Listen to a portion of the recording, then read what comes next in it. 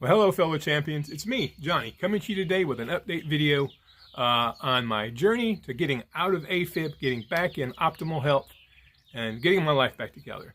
Thanks for clicking on the video. If you haven't subscribed to my channel, please do so. Give me a thumbs up and a like. Hit the bell notification so that you'll get notified when a new video goes out. Which videos are going to go out every Monday and Thursday at about 1 p.m. Eastern Time.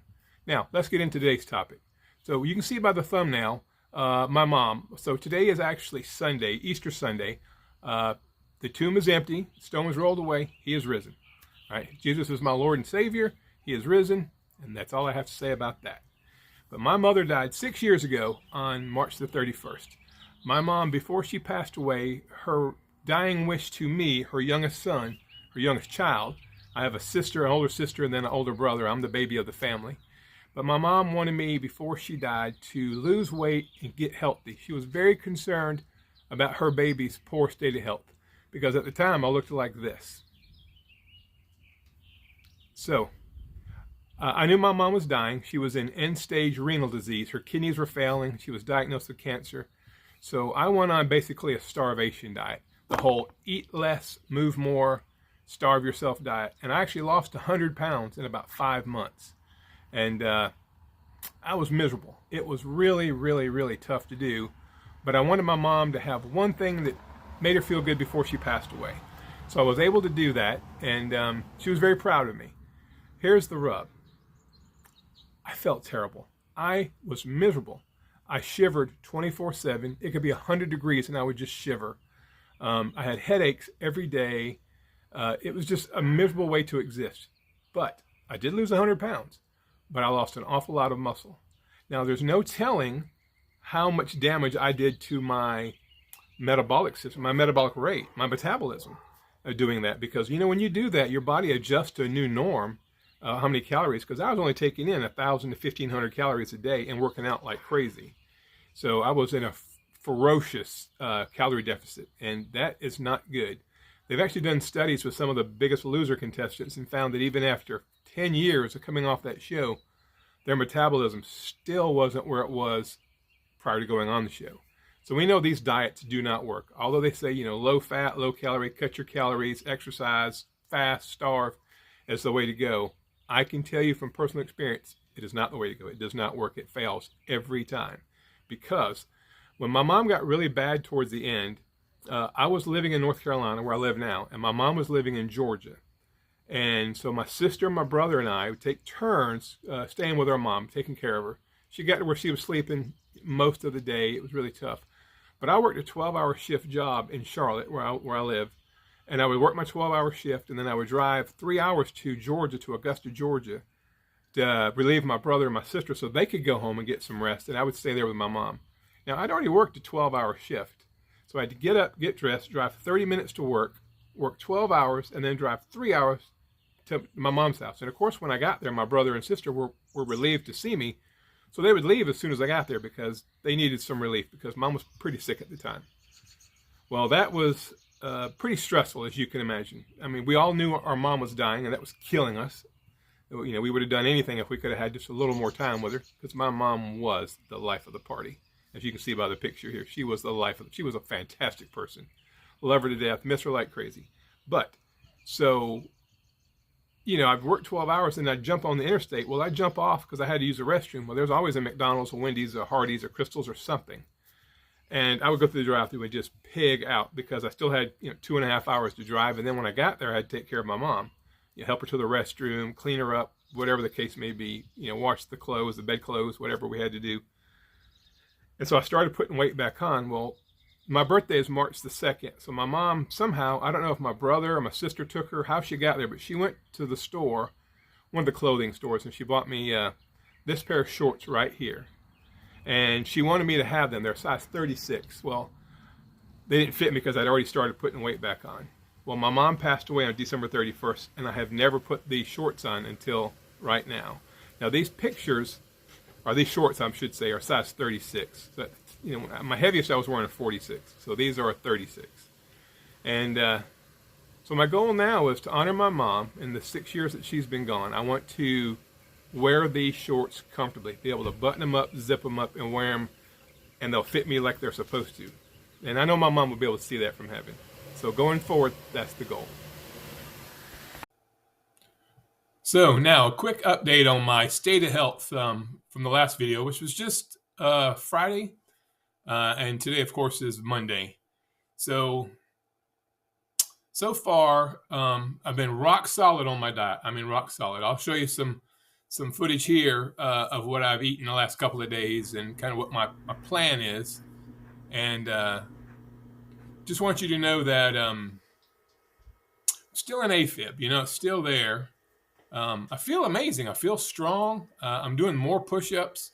I'm still doing my sprints, as you'll see right here.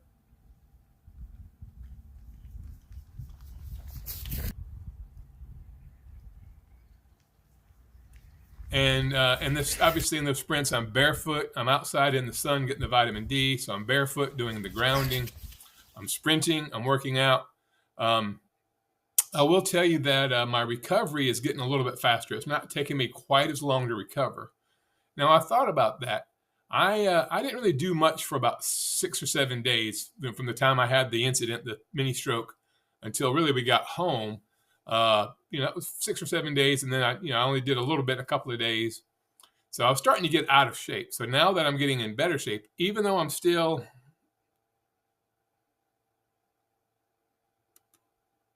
in AFib, my recovery's getting better. I feel better. I feel great. I am using electrolytes. I'm using the LMNT, the Element Electrolytes, but I'm going to be ordering some of the salty, SALT-T, salty electrolytes because they actually have a higher concentration of magnesium in them. And so I'm going to up my magnesium intake and see if that can make a difference. My blood pressure is still a little bit high. I took it a couple times yesterday. It was in the 130s over 90s, which is a lot lower than it normally runs. But I am taking the diltiazem, which I think is helping that. Still taking my blood thinner, the Xarelto, still taking that every day, no problems there. And I think we're making progress. I think we're going in the right direction. Just got to keep on keeping on, right?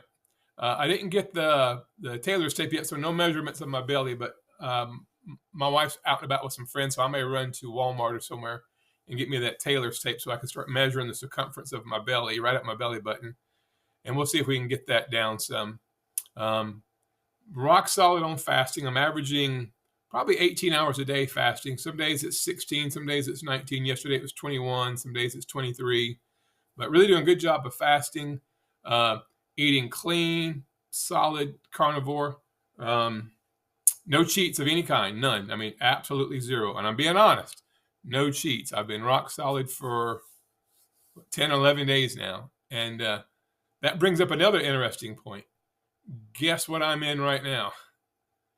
Keto flu. I completely forgot about this. Having gone off plan so hard in January, February, and really most of March, I forgot about when I went back carnivore and I had to get fat adapted again, that I would run into the keto flu. And exactly like I had last July when I first started carnivore, same symptoms now. Just explosive, watery diarrhea that comes out of nowhere. A little bit of a dull headache, maybe not quite as much zest when I first wake up in the morning, which is exactly what happened in July, like the 3rd or 4th week of July last year when I first went carnivore. So going through the whole fat adaptation, the adaptation phase again, I'm seeing those same symptoms. But the good news is they only lasted about a week. I'm hoping that'll be true this time. And rock solid carnivore, no problems with the diet, still exercising. I did 30 push-ups last night, so that's the most I've done since I had the incident last Thursday. I've been doing 20, 25, but I actually pushed out 30 last night. Was a little bit winded, but within probably 45 seconds to a minute, I pretty much recovered. So feeling stronger there. Still lifting my barbell. I did cut the grass. So yesterday I cut all the grass again. Pressure washed my patio. Did some sprints. So really busy day yesterday. Got in about 6,000 steps. And my weight today, a little concerning. My weight today was up. I'll show you here. 233. So up 2 pounds from the 231 a few days ago. The only thing I can think of is that yesterday my wife made a ham for Easter. So I had a lot of ham, and it was probably pretty salty. My wife had ham, butter beans, and sweet potatoes. And I didn't have any butter beans, not even one. I had zero of the sweet potato, even though it smelled amazing. I just had ham, and then I had some boiled eggs that I fixed. Some boiled eggs with some butter and sour cream on the deviled eggs or the boiled eggs. I kind of made my own deviled eggs. I'll show you a version of that one day. I'll do a recipe on how it's pretty good. It's not the best, but it's pretty good. But it's 100% carnivore. Yeah, there's dairy in there because of the sour cream, but I'm somebody so far that really hasn't had a reaction to dairy. So I'm blessed there. Anyway, guys, I'm rambling. I just want to get you guys up to speed. This is my Monday video. We got one coming out on Thursday, another update. Hopefully, I can get my heart rate down, my blood pressure down some more. Continue with the electrolytes, continue with the sleep and the calming the central nervous system by doing some, just some meditation and prayer in a quiet, dark room to try to give my central nervous system a break so it can help, regulate all that it regulates. That's all I got, guys. I love you. Take care, and we'll see you on Thursday. And remember, carnivore, baby. Yeah.